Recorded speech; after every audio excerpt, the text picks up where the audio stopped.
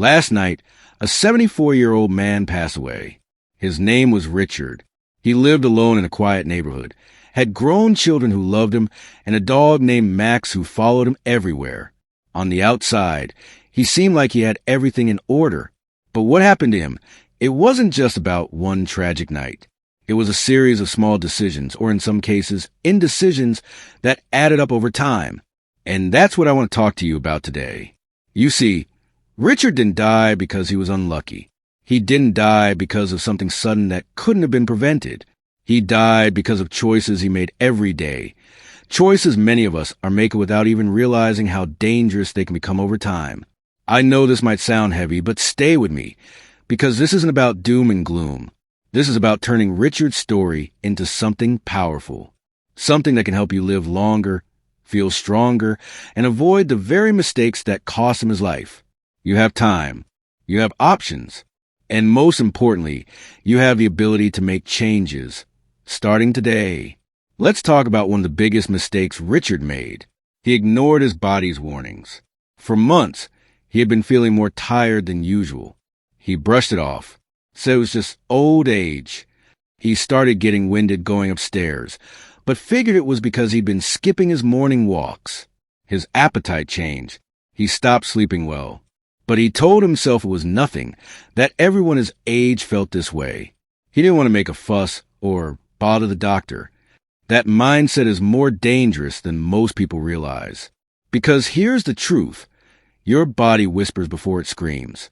When something's off, your energy, your digestion, your sleep, your mood, those are signs, not annoyances, not just part of getting older.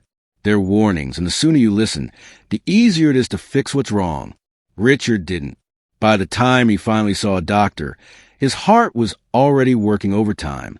He had undiagnosed heart failure, and it caught up with him during a quiet night at home. No one was there to help. And just like that, he was gone. If you've been feeling off, even if it's just a small thing, don't wait. Call your doctor. Get it checked. I know it can feel like a hassle, or maybe even scary. But what's scarier is ignoring it until it's too late. You're not being dramatic. You're being smart. You're being proactive. And that kind of thinking saves lives. Now, another mistake Richard made was thinking he didn't need help. He was proud, independent. He didn't want to burden his kids or neighbors, so he kept things to himself. When the light bulb in the hallway went out, he left it. When the batteries in his smoke detectors started beeping, he pulled them out and never replaced them. I'll get to it later, he said, but later didn't come. We have to stop pretending that asking for help means we're weak. It doesn't. It means we're wise enough to know when something's beyond our reach. There's strength in being honest about your limits. Your family wants to help. Your friends want to help. And if you don't have people nearby, there are services, volunteers, and communities out there ready to lend a hand. You just have to reach out. Don't wait for a crisis to start building that support system.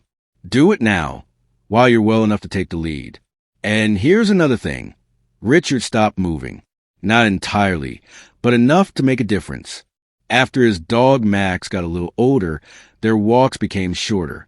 Then some days, they didn't go at all. Richard started spending more time on the couch, watching TV, reading books. Nothing wrong with those things in moderation, of course. But over time, his muscles weakened. His balance got worse. His joints stiffened. The less he moved, the harder it became to move. And eventually, he avoided it altogether. It's not about going to the gym or running marathons. It's about movement, daily, simple movement.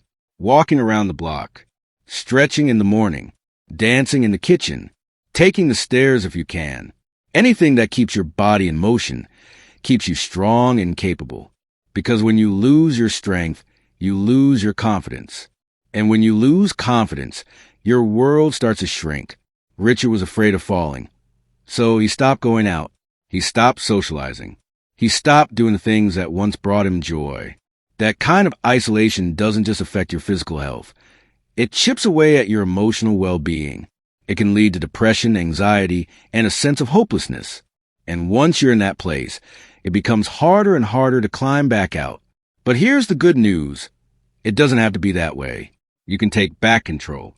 It starts with small steps, both literally and figuratively. Maybe today you stretch for 5 minutes after breakfast. Tomorrow you take a short walk. Next week you call an old friend and invite them for coffee. These aren't just tasks on a to-do list, they're lifelines. They're ways to keep yourself connected, capable, and alive. It's not about avoiding death. It's about choosing life. Every single day, in every small decision you make. You don't have to overhaul your entire lifestyle overnight, but you do have to start paying attention. Because ignoring problems, avoiding movement, and shutting yourself off from others isn't protecting you. It's slowly working against you. Now that we've touched on listening to your body, asking for help, and staying physically active, there's more to unpack about how to protect yourself from the quiet dangers that creep in as we age. Let's talk about something that doesn't always come up in doctors' visits or health checklists, but it should. One of the silent mistakes Richard made was ignoring his surroundings, not just physically, but the habits he built around his home life. You see, Richard's house was filled with memories, old furniture, rugs that had been there for decades, stacks of magazines corded along the walls, and light switches he couldn't quite reach without stretching too far. He loved his home. It was comforting, familiar, but over time, that same comfort became a hazard. We often think of home as the safest place to be, and for the most part, it is. But when we age, what used to be manageable suddenly becomes risky. That cozy rug in the hallway, it becomes a tripping hazard. The stool we once used to reach the top shelf, now it's a fall waiting to happen. Richard knew these things were there, but he'd say, "I know my way around," or "I'm careful." And most of the time, he was, until the night he wasn't. One slip in the kitchen, and he hit his head, and with no one around, he couldn't call for help. There's a simple, powerful truth here. Being proactive with your environment can literally save your life. It's not about turning your home into a hospital. It's about making small, smart changes. A night light in the hallway, a grab bar near the toilet, getting rid of rugs that slide or shoes that slip. These little adjustments aren't a sign you're getting old. They're a sign that you're wise enough to stay ahead of the curve. And speaking of staying ahead, let's talk about medication. Another one of Richard's quiet mistakes was how he handled his prescriptions. He was taking 5 different medications. Nothing unusual for someone in their 70s, but he never double-checked if they interacted. He didn't use a pill organizer. Sometimes he'd skip a dose if he felt fine. Other times, he'd accidentally take a double dose if he forgot whether he already had. That kind of inconsistency isn't just a mix-up. It's a real danger. The medications we take have the power to help, but only if we manage them properly. One mix-up, one interaction, one forgotten dose can throw your whole system off. And here's something you might not know. Your doctor might not even realize all your medications unless you tell them. Richard had gotten a prescription from a specialist, but his regular doctor never updated the list. That one gap caused a chain reaction in his body that led to confusion, dizziness, and eventually that fall in the kitchen. So take this as a gentle nudge. Review your medications. Talk to your pharmacist or your doctor. Make a simple list of everything you take, prescriptions, supplements, even over-the-counter stuff, and make sure it all plays well together. And if organizing it is tricky, don't be afraid to ask for help. There are pill boxes, apps, reminders, whatever works for you. The key is consistency. Now, here's another thing Richard didn't do. He never had a plan. I'm not talking about financial plans or legal documents, though those are important too. I'm talking about a plan for what if. What if he felt chest pain in the middle of the night? What if he fell and couldn't get up? What if he couldn't reach the phone? He didn't want to wear one of those alert devices. Said it made him feel old. Said he'd be fine. And the truth is, most of the time, he was. But it only takes one time. One bad fall. One stroke. One heart attack. And that moment is when having a plan isn't just helpful. It's the thing that keeps you alive. There's so many options today. You don't have to wear a big, clunky button around your neck. Some devices look like watches. Some even connect through your smartphone. They're discreet, simple, and they work. They can detect falls. They can call for help automatically. They can send your location to a loved one. It's peace of mind, Not just for you, but for the people who care about you. Richard didn't want to be watched, but what he didn't realize is that a little monitoring can give you a lot of freedom. It means you can take that walk or shower by yourself or live alone with confidence, because if something happens, someone will know. That's not weakness. That's wisdom. We spend so much time focusing on what we used to be able to do, how we used to climb ladders, carry groceries, jog through the neighborhood. But the goal now isn't to turn back the clock. It's to stretch it, to make the most of every day, every year, by removing the risks we can control, so we're free to enjoy what matters most. And here's one last thing Richard struggled with. He didn't open up. Not really. He had kids who loved him, neighbors who waved. But when it came to talking about how he really felt, his fears, his frustrations, his needs, he stayed quiet, smiled through it, changed the subject, said, "I'm doing fine," even when he wasn't. We do that a lot, don't we? We don't want to worry people. We don't want to sound negative. But holding it all in doesn't protect anyone. It just creates more distance. And loneliness, especially the kind we don't talk about, is one of the most dangerous things we face as we get older. It's as harmful as smoking or obesity. And the worst part is, it sneaks up on you. You don't have to go it alone. Pick up the phone. Call a friend. Invite someone over. Say yes to that lunch invitation. Or join a group, even if it's online. You matter. Your voice matters. Your presence matters. And sharing your struggles doesn't make you a burden. It helps you connect. Richard's story doesn't have to be your story. You can take these lessons, these quiet warnings, and use them to build a life that's stronger, safer, and more fulfilling. Because at the end of the day, it's not about avoiding death.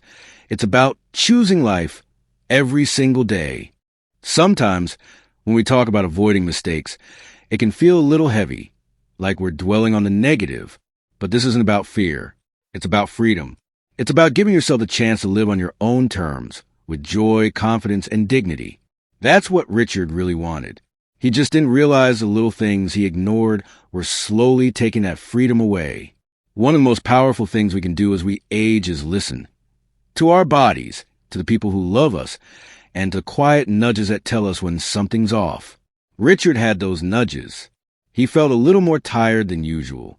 His balance wasn't quite what it used to be.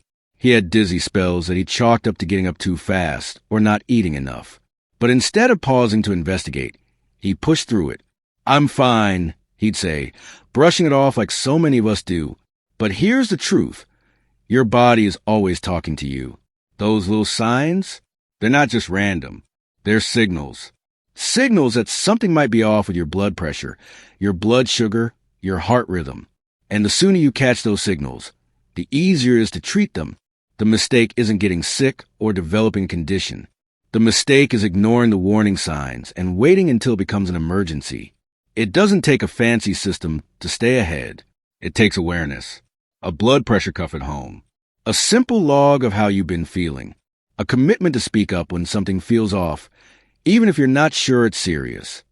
Because here's the thing. You know your body better than anyone. And when you speak up, you give your doctor the chance to act early, before a small issue becomes a big one. Another mistake Richard made, and this one really hits close to home for a lot of folks, was thinking he had more time. Time to travel. Time to fix that broken relationship with his brother. Time to finally write down the stories he used to tell his grandkids. He kept saying, maybe next year, or I'll get around to it soon. But as we know, soon doesn't always come. The most heartbreaking part is that Richard had dreams. Not big, flashy ones. Just the quiet kind. Visiting his hometown one last time, making peace with people he hadn't spoken to in years, organizing his things so his children wouldn't be burdened later. He thought he had plenty of time. But none of us really know, do we? So if you've been putting something off, something that matters to you, something that brings you peace or joy, please, let this be your sign to stop waiting. Take that trip, even if it's just a few towns over. Write that letter. Sort through those keepsakes. Tell the people you love how you really feel. You don't have to do it all in one day, but you can take one small step right now. Because peace of mind isn't just something you leave behind for your family. It's something you give to yourself while you're still here. And while we're talking about the things we leave behind, let's touch on something a lot of people shy away from: planning for what happens after we're gone. Richard didn't have a will. He didn't leave instructions. His kids didn't know where important documents were, or even what he wanted if he couldn't speak for himself. And when he passed, they weren't just grieving. They were overwhelmed, confused, and burdened with decisions they didn't feel prepared to make. Now, I know it's uncomfortable. No one likes to think about their own passing. But making a plan isn't morbid. It's an act of love. It's a gift to your family that says, "I've got you. I've thought about this." You don't have to guess. Whether it's a will, a living trust, a medical directive, or just a handwritten letter, it matters. And it brings clarity when your family needs it most. You don't need a lawyer to start. You just need a quiet moment and the willingness to write down what's important. Who should handle your affairs? What do you want in a medical emergency? Are there sentimental items you'd like to pass down with a message attached? These simple things can turn heartache into healing. And here's something beautiful to remember. It's never too late to start. Whether you're 60 or 90, there's always time to make changes, to learn, to grow, and to do better. Richard's mistakes aren't the end of the story. They're the middle, because from them, we get to choose a different path. A smarter, kinder, more connected path. That's what this video is really about. It's not about blaming or judging. It's about reflecting and taking action while we still can. Because your life isn't over. Not even close. And the best way to honor people like Richard is to learn from what they didn't get a chance to change. So if something in this conversation has stirred something in you, don't ignore it. If your gut is telling you to make that doctor's appointment, to declutter that hallway, to finally try out a medical alert device, listen. Trust yourself. You've come this far for a reason, and you still have so much life left to live. And before you go, I want you to know something important. You're not alone. There are so many people out there, just like you, who are walking the same path, asking the same questions, and try and make the most of each day. So I invite you, share your thoughts in the comments. Tell us what changes you've made, or what you're still working on. You never know who you might inspire just by being honest. If this video helped you, even just a little, I'd love it if you gave it a like. And if you want more tips, support, and real talk about living well after 60, don't forget to subscribe to the channel. This space is here for you. Here's to living wisely, loving deeply, and making every single day count. You've still got time. Let's use it well.